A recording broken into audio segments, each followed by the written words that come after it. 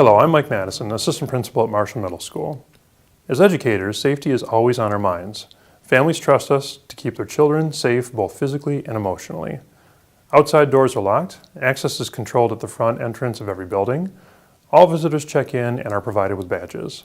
We have an emergency response plan in every building and run drills to prepare for emergency situations. We collaborate with police and fire departments to provide a strong defense in the case of threats to our schools. We are trusted to keep children free from emotional abuse and trauma while under our care.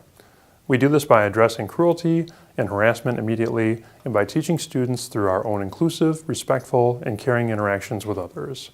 But safety is not just about students. Hello, I'm Jolene Taronis, Assistant Principal at Parker High School. Safety and security is the job of all staff members in each and every building in the district. Here are some general tips that everyone can keep in mind to ensure that all students, staff, and community members remain safe while in our care. Keep all external doors closed and locked. If you walk by a door that is propped open, re-secure it. If you find a door that is unlocked, call someone to lock it. Everyone in the building should have an ID badge or guest sticker that is visible. Guests must enter at a controlled entrance and sign in order to receive a guest sticker. If you see someone in the hallway without a name tag or sticker, ask if they've had a chance to check into the office and then escort them there to sign in. Actively supervise students. Teach safe, responsible, and respectful behavior as part of your daily work with students. Whenever possible, include the safe and respectful use of technology. Be aware of your surroundings. If you see something or someone that doesn't look right, express your concerns to a building administrator. Each school in the district has access to a direct connect radio. In an absolute and worst case scenario situation, staff can use this radio to tap into the radio frequency of emergency services. Be assured that our police and emergency services will respond immediately. All district buildings have building emergency response plans. Review the plans for your building at least once a year, or several times if necessary. If there is a need for the school to be placed in a lockdown situation, please keep the following tips in mind. A soft lockdown is initiated when there is a threat outside of the school building or when there is a need to limit staff and student traffic in the hallways, for example, during a medical emergency. A soft lockdown is initiated with an announcement over the PA system. Staff should scan the hallway for students or visitors, then lock and close the door. Class will remain in session and teachers can go on teaching. A soft lockdown ends when two recognizable voices make a joint announcement that the lockdown is over. A hard lockdown is initiated when there is an imminent threat inside or outside of the school building. A hard lockdown is initiated by an alarm sound over the PA system and ends only when two recognizable voices come over the PA system to announce that it has ended.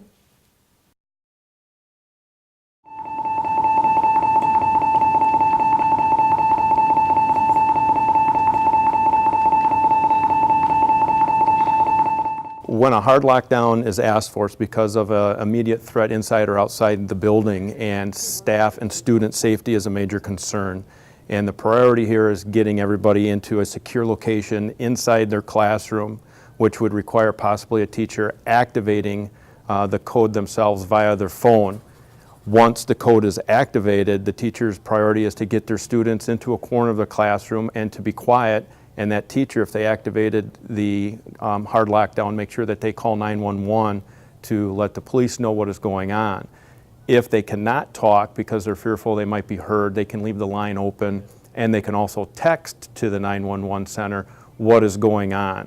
And here's where we ask students to be extra quiet, and that we want to control cell phone usage to a minimum or none at all, so that all the lines can remain open and not be busy for emergency personnel that will be arriving.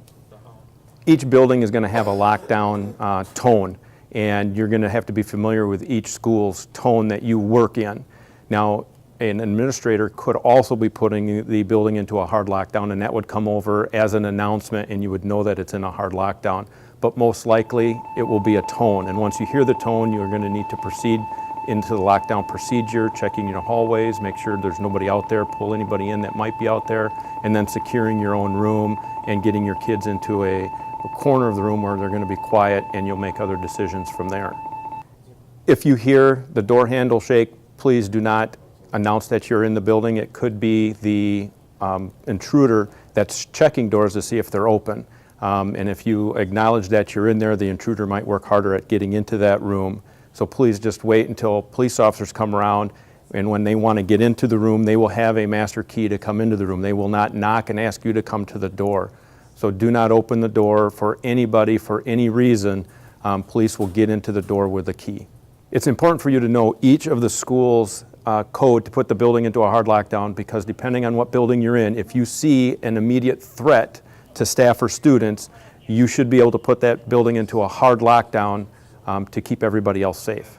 If you hear the lockdown code in your building, you need to treat it as if it were real. If it were done by mistake, or if it is a drill, it will be announced after it is over by the two recognizable voices and the announcement by your administration in that building.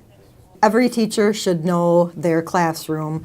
If you are a substitute for a day, or you're a long-term substitute, or that is your permanent classroom, or you move your class to a computer room or the library, you should always have an idea of what you would do in that situation, where you would put your students, where's the safest place to go for everybody.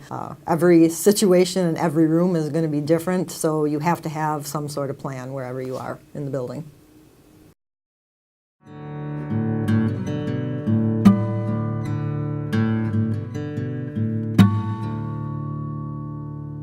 The school district of Janesville has acknowledged that they need to give staff within the school some other options when it comes to the unfortunate situation of an active shooter or another situation that would cause the school to go into a hard lockdown.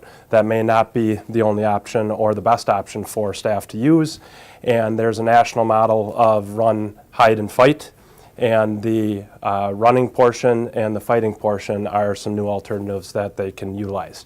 The first option is always to do our hard lockdown procedure, which is the hide portion of that. That is always the option that teachers can go to, because it's a comfort level for them. If you haven't pre-planned this situation, if you haven't thought about why we would do this or where we would go, you're always going to revert back to doing the hard lockdown procedure and the hide portion of it. The second option that teachers could utilize, or any other staff members in the building, would be the running portion of the national model. Now, we encourage that teachers have thought about, pre-planned this ahead of time. It's recommended that they would have 2 escape routes if they were to utilize a situation like that. They are also recommended to have 2 reunification locations if they were to utilize the running portion of that. We, of course, don't want them to go into an area that is having a problem within the school. For instance, the situation or example of an active shooter. We want them to go the other direction, or obviously shelter in place. Don't worry about your personal belongings. Unfortunately, you may see some injured people or individuals that are asking for help that you're probably not going to be able to help at that time. You need to concentrate on getting your students that are under your control at that time in the building out of the building to the location that you've talked to them about. So another reminder that we wanted staff in the school district to think about is what officers are going to look like. It's going to be officers that are dressed like me in a normal, everyday patrol uniform, whether it's blue like mine for the City of Janesville Police Department, or brown for the Rock County Sheriff's Department, blue for the Beloit Police Department, because yes, they will respond up to help us out.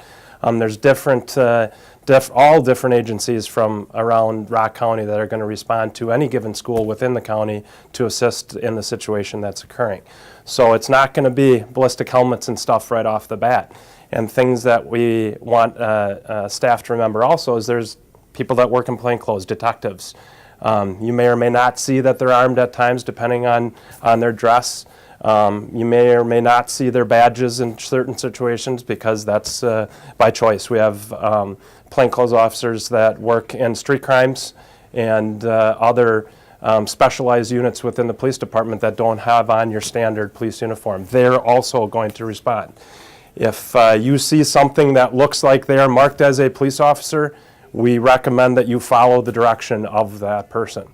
Your ultimate goal of the hide is for the active shooter who is out wandering the halls will not see you, and he's just looking for random targets, so it'll make it more complicated for him to find you and get at you, so he'll bypass your room and move to the next easiest target. When the active shooter, or if the active shooter gains entrance into your classroom, the fight portion is implemented. At that point, you need to arm yourselves, the teacher and the students, with anything from a stool to a fire extinguisher to a broom handle, weapons such as perfume that's in a purse or cologne that guys carry, anything they can spray. During that time, you're also going to want to make sure you're as loud and obnoxious, making any kind of noise, anything that can distract the shooter so people can either run or they can assist you in the fight. As we close, please remember to keep yourself emotionally and physically safe. Compassion for students in crisis, on top of the daily demands of teaching, can be overwhelming and emotionally draining. Slow down, take time to breathe and collect. Watch out for and support each other. Don't miss an opportunity to help a fellow staff member through a difficult period. Don't be afraid to ask for help if the person in need is you. If you have any questions, please contact your school resource officer or administrator.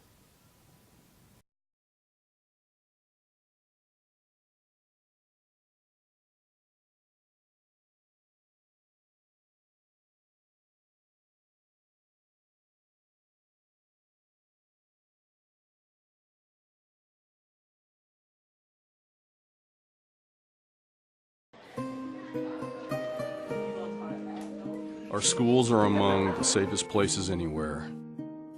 Children are safer in school than they are at home, at the mall, riding their bike, or driving in a car. But as safe as our school buildings are, we've all heard reports of violent attacks in places that no one dreamed would ever be in danger. Places like Columbine, Newtown, and Franklin Regional. Troubled people sometimes lash out in violent ways. Sometimes there are warning signs, and sometimes they aren't noticed or taken seriously. The increased prevalence of guns in the home has made access to weapons much easier for children and youth. We need to be prepared for the worst to ensure students and staff members know how to protect themselves from harm. In the event that an individual enters your school with a weapon, your survival may depend on the plan you have developed and practiced far ahead of time. There are 3 things you can remember that can save a life. Run, hide, fight.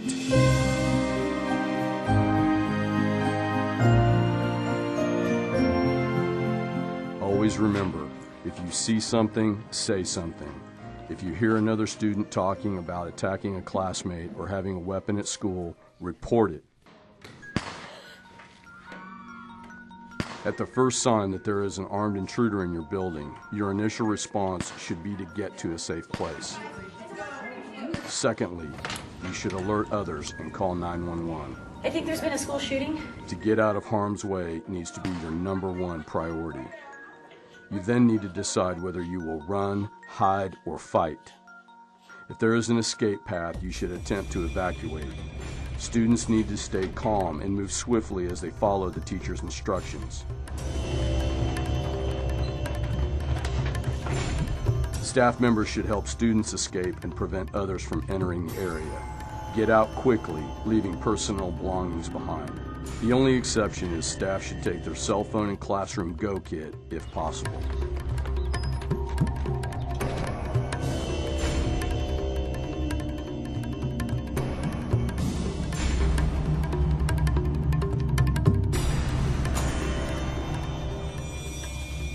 If evacuation is not possible, find a place to hide. Determine if the area you are in can be secured. Stay calm and remember, help is on the way. Students can help by keeping classmates calm and listening to staff members' instructions. Block doors by using furniture and other available items. Silence all electronic devices and be very still. Even though your first instinct may be to call home, your safety depends on keeping quiet.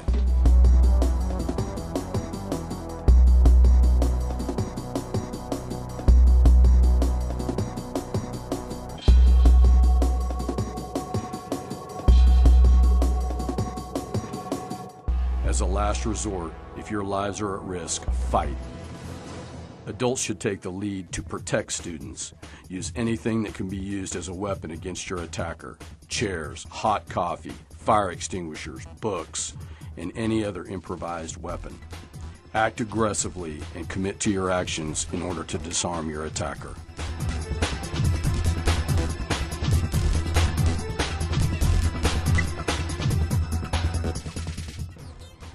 When law enforcement arrives on the scene, their focus will be on apprehending the suspect. Once that has been accomplished, medical staff will then enter the building and treat any injuries. Be aware of your environment and consider all options for exiting to safety. Always have an evacuation plan that staff and students are capable of following. In an incident like this, victims are generally chosen randomly.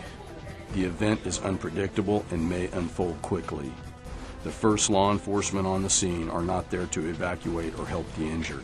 They are well trained and are there to stop the attacker.